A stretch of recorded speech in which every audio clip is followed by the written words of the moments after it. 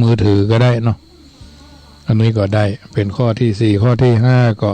ปั่นจักรยานนะจะได้ช่วยลดมลภาวะพ้องเราอาจจะช่วยแก้ปัญหารถติดครับยังกันทำยังได้ออกกำลังลงนาที่เขาจะไปได้ที่มันมีรถใหญ่ไปวิ่งไปสวนมานะเดินขึ้นบันไดนะว่าวันไหนบ่ฟังนักก็เดินขึ้นบันไดพอพ้องตึกสูงเนาะอย่างเขาไปโรงพยาบาลตึกสูงเนี่ยไปอาคารที่เพื่อนมีการห้ามการเรียนอาคารเรียนกันอาคารไปเยี่ยมไข้กันเนี่ยไปธุระปะปังที่ท่านที่นี่ก็ไม่ต้องไปขึ้นลิฟต์จนเกินไปโรงแรมกันเนี่ย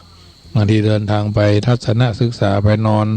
โรงแรมหรือที่อื่นๆเขาก็พยายามใจเพื่อนว่าละลายไขมันเนาะละลายไขมันเดินขึ้นบันไดก็ได้ลงบันไดอาตมาเวลาไปขาขึ้นนี่ก็ขึ้นลิฟต์เวลาไปเยี่ยมกันไปธุระอย่างนี้ก็ขาลงนี่ลงบันไดเนี่ยจอดรถไกลๆพอเหี่ยพ้องไม่จำเป็นจะต้องวนหาที่จอดหลายรอบเพื่อให้ได้ที่ใกล้ๆยอมครับไปจอดไกลๆทุกเหี่ยพ้องจะได้บ่ต้องคอยแย้งที่จะคนอื่นจะเสียสุขภาพจิตแล้วจะได้เดินออกกำลังกายไปในตัวอย่างวันพวกนี้ธรรมภาพก็จะได้เดินทางไปร่วมดูวิธีการระเบียบการที่ดอยทรัพย์ปัญญูเพื่อจะตรวจข้อสอบนักธรรมชั้นตรีก็ในฐานะที่เป็นกรรมการเก่าก็เลยจะได้ไปดูปีนี้เพิ่นว่ามีโอกาสก็ไม่แอวก็ได้นะเลยไปเตรียมดูว่าปีนี้เพิ่นเอาเฉพาะเลขานุการเจ้าคณะอำเภอรองเจ้าคณะอำเภอจังหวัดรองจังหวัดทุกอำเภอในจังหวัดเชียงใหม่และลำพูนแล้วก็แม่ฮ่องสอนเนาะเพราะว่าธรรมศึกษามันมีน้อยคณะสงฆ์ภาค7จังหวัดลำพูนเชียงใหม่แม่ฮ่องสอนจะจัดกันที่ดอยทรัพย์ปัญญูปีแล้วนี่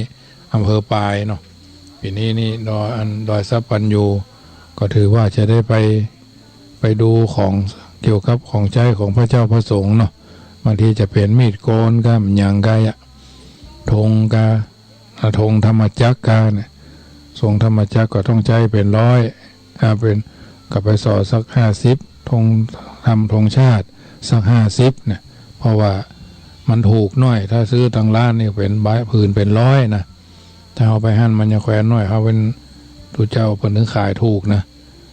บางทีก็ผืน20 บาทผืน35ผืน50เนี่ยก็จะแขวนน้อย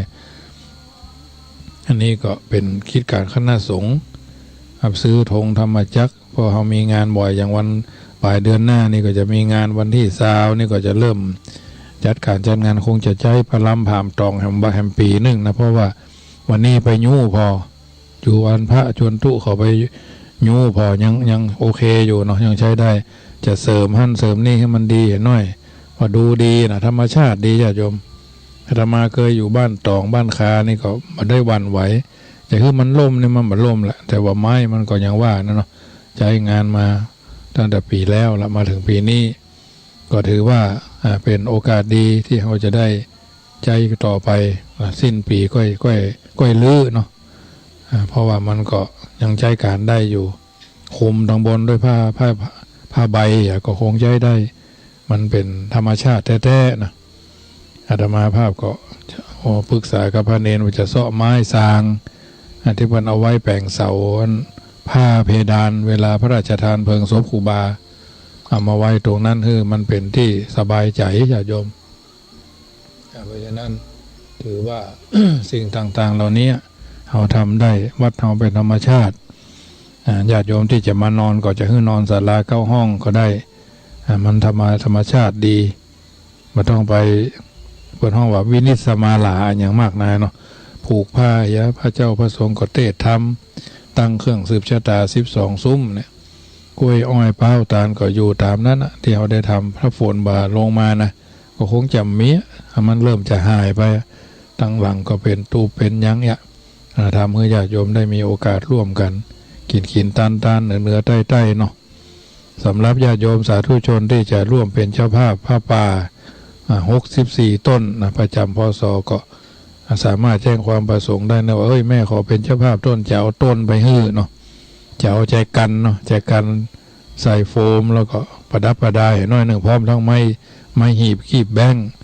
64 จุดท่านก็มีเปื้อนมีฟูงก็ช่วยกันเนอะอาจจะได้โทรศัพท์ไปหาพ่องอย่างพ่องเป็นจุดนะทำใช้แจกันอยู่64 แก่นเอาไปไว้เป็นจุดอาจจะได้จุดละ100-200ก็1,000-2,000ก็แล้วแต่ท่านก็บอกประชาสัมพันธ์บอกจะนอนแจกกันพร้อมทั้งไม้หีบคีบแบงค์ญาติโยมท่านใดมีความประสงค์จะเอาไปส่งถึงบ้านก็ได้ไม่ต้องมาเอาอยู่จุดไหนม่วงใดทางสารปีทางแม่ริมทางดอยสะเก็ดบ้านต่อเมืองลังเนาะพี่น้องทางสันปะคอยพี่น้องทางจอมตองห่างดงที่ฟังขึ้น104อยู่นะพี่น้องทางดอยสะเก็ดพี่น้องทางสันกำแพงแม่ออนเนาะบ้านที่บ้านทาบ้านโฮงแม่พุ่น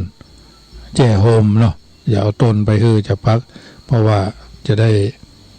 กระจายการทำบุญมาได้เครียดว่าจะต้องได้นักได้น้อยแต่ขอคือมีจุดร่วมเวลาท่านวันนั้นท่านจะมาก็ได้นะปีนี้ก็ทำมาเรามีความรู้สึกว่าถ้าเอาไปถึงบ้านเอาไปเยี่ยมไปใจทางพะเยาปกติโทรมาว่าจะมาหาทางเพศก็เอาซองมาเฮือตัวเนอว่าซองกำหนดการอะไรอย่างนั้นแล้วแต่หมายกำหนดการรายละเอียดอันนี้เป็นงานบุญที่เราทำกันถ้าเราช่วยกันมันก็แล้วนะนกกระจาบโดนนายพรานยับมันยงช่วยกันบินเอาหายปิวขึ้นไปบนเก้าไม้ไปก้างเก้าไม้ได้ถ้ามันบัดทะเลาะกันนะนายพรานก็สบายมาได้ช่วงแรกช่วงแรกมาได้สักตัวช่วงที่2เนี่ยในเป็นหม้อขางหม้อกระทะนะเพราะฉะนั้นวันที่29 ธันวา30 ธันวา31 ธันวาเป็นข่าวสารงานบุญที่จะทำคือเกิดขึ้นฟังธรรมมหาจารย์ไม่ใช่ว่านับได้นับฟังเนาะฟังเลยง่ายๆเพื่อนว่าทำกรรมบดีเต้นบนธรรมาสนี่นะทำมหาจารย์บดีเต้นบนเฮือนนี่นะเพื่อนว่าอันนี้คำเก่าที่เพื่อนว่าเอาไว้บัดแต่บอกว่ามันจะต้องห้างดาอย่างเนาะราชวัตรคัดธงเนี่ยมีชัดมีธงมีอย่างเนี่ยมันเป็นที่อยู่ของพระราชาหรอพระราชามหากษัตริย์พระเจ้าพระทรงประกวดเทศนาธรรมเป็นระบำทำนองเนี่ยสิ่งต่างๆเหล่านี้มันเป็นสิ่งที่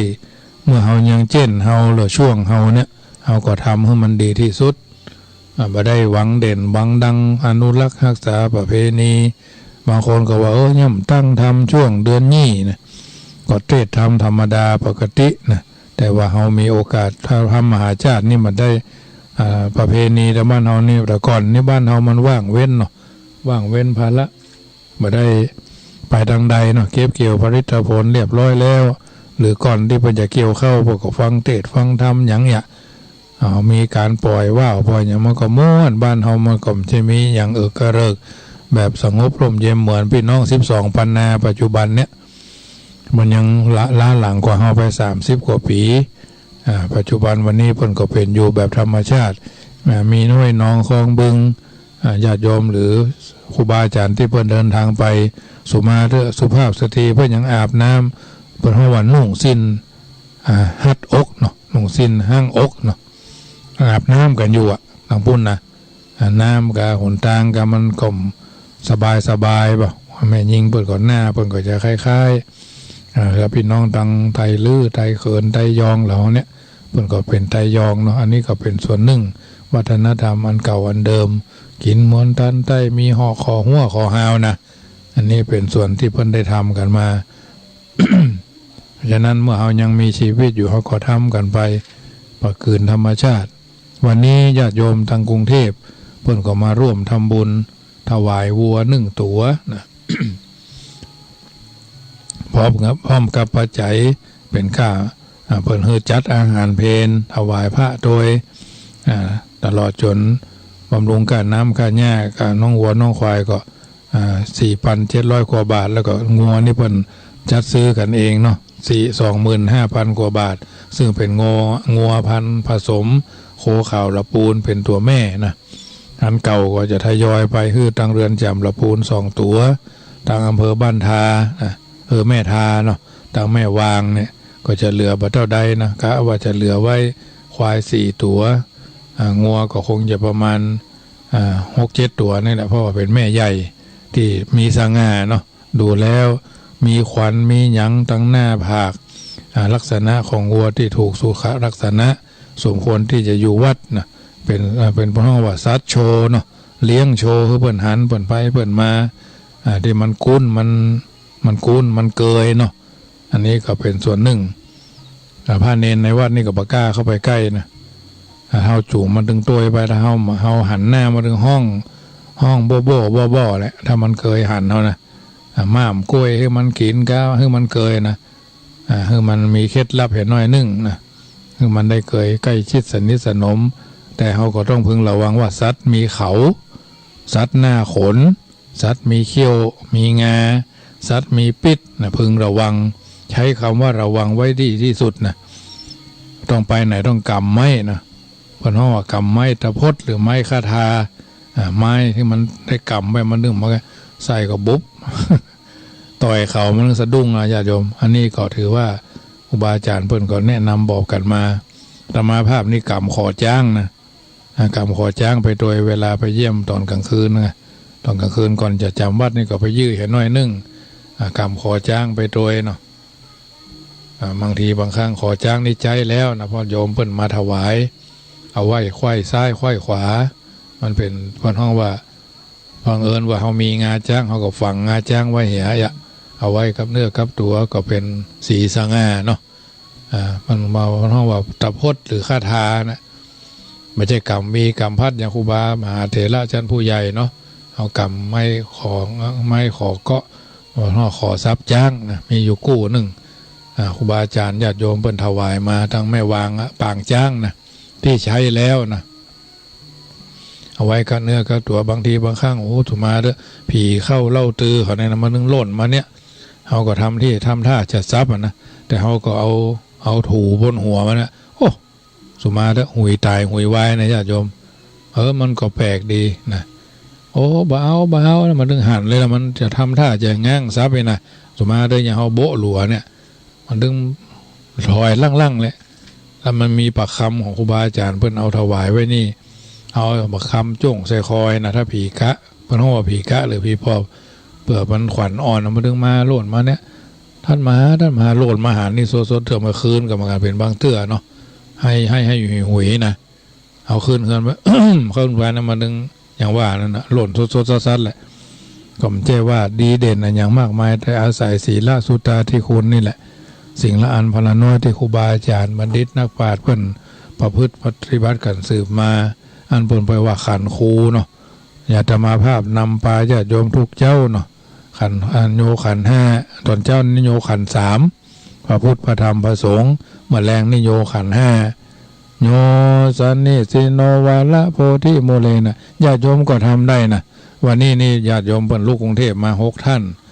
คุณอนุสรณ์นี่เพิ่นเคยเป็นศิษย์เก่ามหาวิทยาลัยเชียงใหม่นะเพิ่นไปต่างการต่างงานมีรุ่นก่อนเพิ่นก็เป็นผู้มีศรัทธาเนาะมาทำบุญกับธรรมภาพเราพอดีพี่สาวเพื่อนเพิ่นบ่สบาย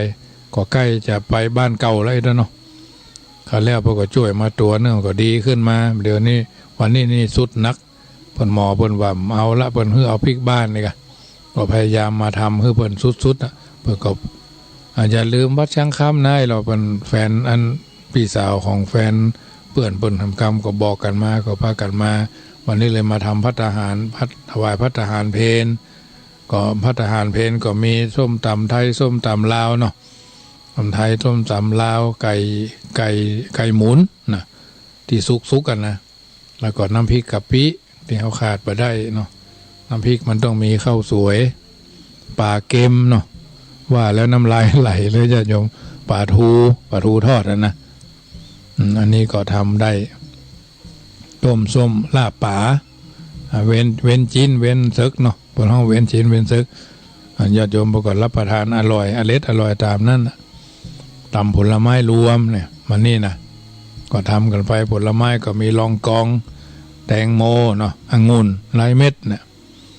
ก็พระเนนก็ได้ฉันกันเต็มที่ถวายปัจจัยถวายพระเนนตนละ500เพิ่นถวายตน300ก็ถวายให้มันครบ500อย่างเงี้ยกะหันกะนี่กันส่วนเสให้ห้ากันไปถวายวัวแล้วเพิ่นก็ปิกไปปิกมาตะวาปิกวันเนี้ยก็จะไปมาญาติโยมมีโอกาสไปมาหาสู่ไปถวายที่พระเนนเพิ่นต้องการฉันนะที่ไม่ค่อยได้ฉันบ่อยนะบรรดาจะว่าโอ้แกงเลี้ยงก็นะแกงเลี้ยงนี่ก็ไม่ได้ฉันเมินละก็จะทำสักวันอยู่นะแกงเลี้ยงเนี่ยเพิ่นเอากุ้งนะกุ้งสดต่ำนะก็มันนึงปุเต็มหม้อแหละเพิ่นว่าสดน้ำไอ้นะภาษาชาวบ้านเนาะสดน้ำบ้านเฮาเพิ่นว่าหีบน้ำแกงไอ้เนาะอันนี้เป็นเรื่องหนึ่งที่ให้ญาติโยมฟังเจว่าจะมาหันแกกินนะฟังบ่ได้เนอะนาสาระน้ำพริกน้ำโพงทำได้ทุกอย่างน้ำพริกน้ำหน่อนะน้ำพริกเฮ็ดลมนะโอ้แต่ว่าโยมเอาเฮ็ดมา3 ถุงญาติโยมเลย2 ถุงก็เอาถวายพระถวายเน้นทำเหี่ยถุงหนึ่งก็ทำเอาบอลบ่ออกไม่ออกที่เพิ่นจังเอากับเข้ามาส่งบอกว่ามันต้องเอามาเนยเนาะทางวัดก็แผงเฮ็ดส้มไว้อยู่เฮ็ดส้มมันนี่เหมือนกันนะมักไว้สักวัน2 วันคืน2 คืนนะมันเอาใส่เข้าใส่อย่างเงี้ยห่อแน่นๆถ้ามันได้ที่ได้ทางแล้วก็ตุบกระเทียมตั้งกระทะน้ำมันเอาลงซุ่มไปครับญาติโยมยกนิ้วตั้งนิ้วเพชรเลยนะนิ้วเพชรนิ้วทองเลยอันเป็นเรื่องอาหารการกินที่เขาทำพื้นบ้านล้านนาเจ้าก็เพิ่นมาใส่บาตรได้กินแกนยอดพักมาให้ใส่เฮ็ดคนเนาะอันเนี้ยญาติโยมนำมาญาติโยมได้ฟังนาสาระค่ำคืนนี้บ่ต้องเครียดบ่ต้องอย่างเนอะมีสายเข้ามาเนอะเจริญพรฟังอยู่เนอะนึกว่ารับไปอะไรรับก็ไม่เห็นหน้าด้วยให้รับเถอะอันเนี่ยก็ควรทอนอยู่แล้วต้องหูเนาะก็อยู่ในระยะพักฟื้นเนาะพวกจะไปพระเลขาเพิ่นที่วัดดอยสัพพัญโญก็จะลองสอบถามอาการดูก็ได้พอฟิตของมีแล้วก็ของจะมาอยู่วัดแล้วก็เนี่ยม่อยยังเพิ่นพักฟื้นที่โรงพยาบาลอยู่ใกล้หมอนะดีที่สุดเพื่อจะได้พักด้วยพ่องถึงได้ก็ถ้าท่านพระมหาได้ไปกับฝากความคิดถึงเพื่อนเลยเลิกเจริญพรครับผมการของฟังเพื่อนแล้วก็เข้าพบของฟังเพื่อนตอนที่เพื่อนเป็นเทพเป็นอย่างเงี้ยครับฟังอยู่นะครับในกำลังใจให้พระมหานะครับเหมือนกันเนาะเจริญพรมันญาติโยมคนเท่าล้มนะมันจะเหมือนเราอ่อนล้มเนาะคนเท่าล้มเนี่ยมันถึงนานกว่าจะลุกอย่างใหญ่ถ้าเราอ่อนล้มเนี่ยปุ๊บพลาเพลลุกละสุมาเด้อปัดก้นรูปแหละแต่คนเท่าทั้งคนจะว่าคนเท่าคนเกิดเมินเนาะคนเท่าก็จะน้อยใจมะคนแก่ก็จะน้อยใจแต่มะ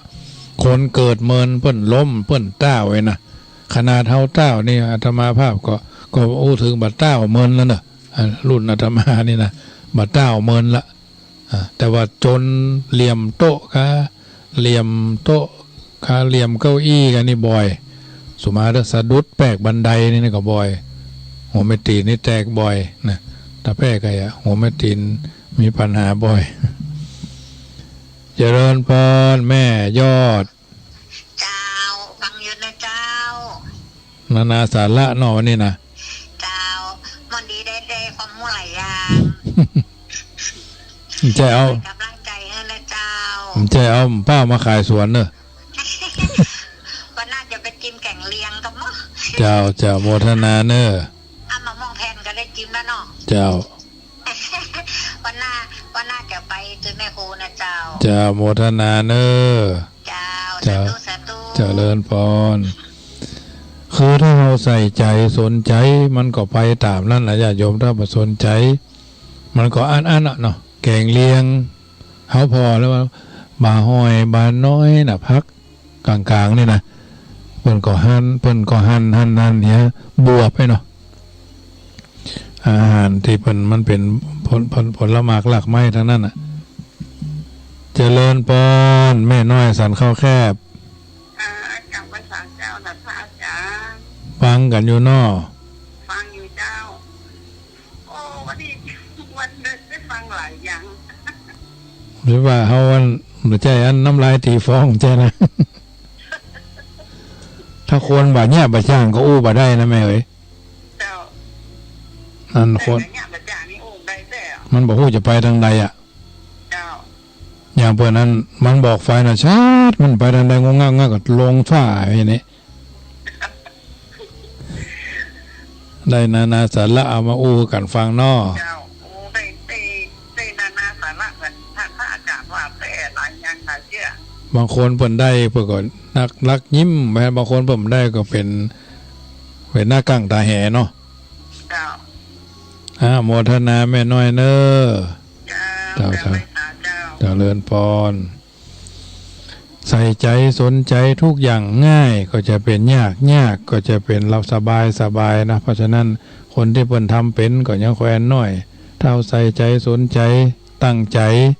ให้มันทำเสมอต้นเสมออย่าจะมาภาพว่าสถาบันตมาเนี่ยเจริญพรโยมพี่ค ไม่สาเจ้า ำฟังกันอยู่ อยู่นะคะ ได้หลายรสหลายชาติในวันนี้นะ เจ้าวันนี้ได้หลายอย่างค่ะ กี่ข้าวแรงแล้วก็ อย่างนะยังเก่าพอแรงจะบอกแค่เท่าไหร่ เจ้า เจ้า เป็นกำลังใจนะเจริญพรเนาะได้ยินเสียงก็เหมือนจะหันหน้า ได้หันหน้าก็เหมือนจะได้ยินเสียงมันเหมือนกันเนาะสำเนียงกิริยาเพราะสอภาษาเสียสถะสัญญาส่งสำเนียงกำอู้ไอ้นะปนวานะ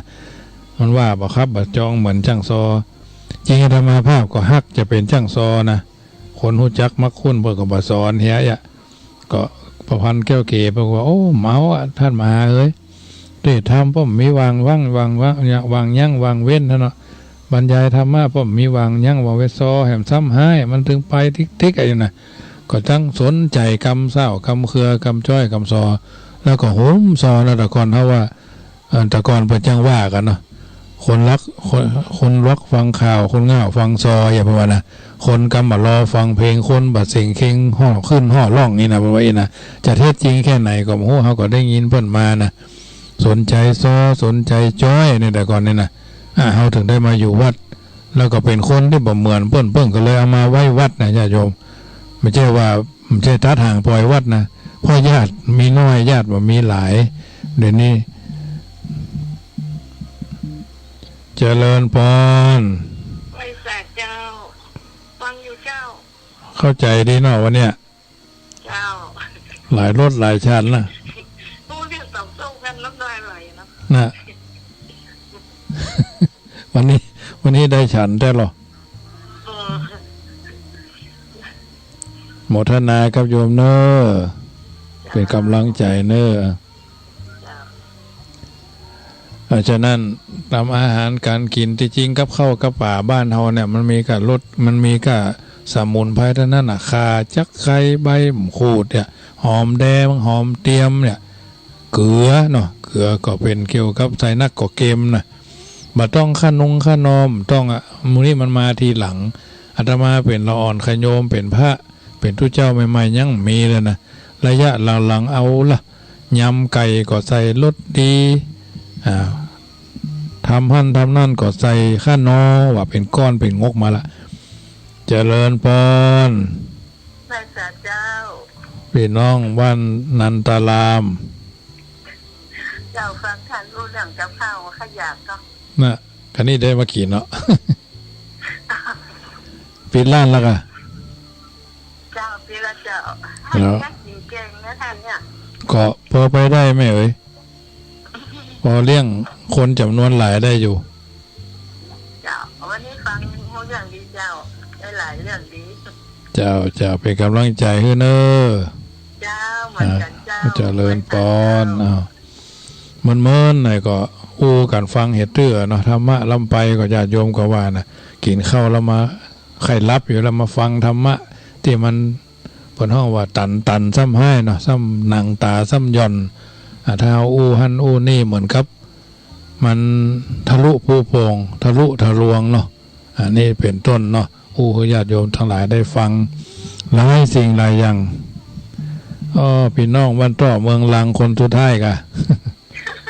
ได้สารเจ้าโอ้ได้ตำนานแข่งเรียงแล้ว แต่ก่อนนี่กุ้งสดเป็นตัวเนาะมันเจ้าเขาตำกุ้งสดใส่น่ะ น่ากะ ตำราไหมจะใส่ที่ตัวน้ำใส่เจียวแหวว มันบ่ข้นหรอ เจ้ามันแบบคนนี่มันจะหวานดีอะเนาะเขาตำใส่อะไรอ่ะ เจ้า มันหวานจ้า เจ้าโมทนาเจ้า สาธุ เจ้า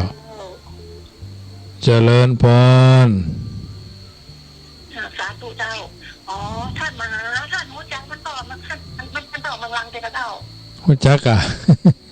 อ๋อถ้าเจ้าอยู่ใกล้ๆอ่ะ อยู่ใกล้ๆนี่บ่ เจ้าไม่หยอกมันต่อไม่หยอกขนาด เคยไปตานั่นเตียนวัดพระนอนไม่หยวกหรอ อ๋อเคยมาเจ้า มาหลายปีก่อนคณะขึ้นสีขาว ตอนนั้นอันเจ้าว่าเป็นไข่ดำที่ไม่หยอก พระครูปัจจุพระครูเป็นพระครูนั่นนะ เจ้าในเดือนกลางกายนนี้ก็ปี2 ปีนะเจ้า นั่นน่ะปี2 ปีนะมันบัดชามัน เจ้าบอกว่าจะคิดน้องเนี่ยน้องเป็นอันท่านว่าคุณเจ้ามัน ใช่แม่นนะไทยแม่นนะ แบบเจ้าเจ้าอยู่หมู่บ้านเนี่ยเจ้า อ๋อเจ้าเป็น วันนั้นมันได้กินนั้นเข้ามาประดับให้แต่ละมึงขนาดเอา เจ้า เจ้า เป็นกำลังใจเนอะหมดเว อ๋อมุจากแถวอันเมืองรังมันต่อว่ามันอยู่แถวนี้อ๋อเคยมาไม่อยู่ว่าจะเนี่ย มาหลายเตื้อ โอ้โหเจ้าตอนนี้ข้านี่มาบอกท่านเลยท่านเบิกเนี่ยมันจะห้องเป็นห้องปีอ่ะท่านเบิกมา เจ้า เจ้า โมทนาเนอะ เจ้าขอบคุณเจ้า เจ้าเจริญพรวันนี้สมสมัยแห่งคนเนาะแม่จันดีมาหาเจริญพรแม่จันดี เจ้า ฟัง เลิกประกันเขาเจ้าเนี่ย ฟังอาหารการกินกันวะเนี่ย ฮะ ฟังอาหารการกินนะวะเนี่ย เจ้า หลายรสหลายชาติ จอมาฝัง อ๋อลำกะ มันคิดว่าฝังมาจอ ใส่ ตรงข้ามเนี่ย ใส่ชิ้นส้มไหมเนาะ เจ้าใช้ที่จมเลยกัน เจ้าอนุโมทนาเนอะหมดเวลาพอดี หมดเวลาละ เจ้า เจ้า โมทนาเนอะศรัทธาสาธุชนท่านผู้ฟังทุกท่านรายการเสียงธรรมก่อนรับตามาถึงช่วงสุดท้ายกุศลบุญญาราศีส่วนดีส่วนงาม ส่วนเหมาะส่วนควรจนกับกายเป็นตบะเดชะเป็นพลังอิทธาภูลมนุนยผลคุ้มครองปกป้องให้ญาติโยมสาธุชนทุกคนทุกท่านรับเป็นสุขตื่นเป็นสุขแม้นว่ามีภาระธุระอันใดก็ให้ลุล่วงไปด้วยดีสะทาโสถีพระวันตุโวพุทโธบังซ้ายธัมโมบังขวาสังโฆบังกายะอรหังบังเกสาอรหังพุทโธนะโมพุทธายะขอเจริญพร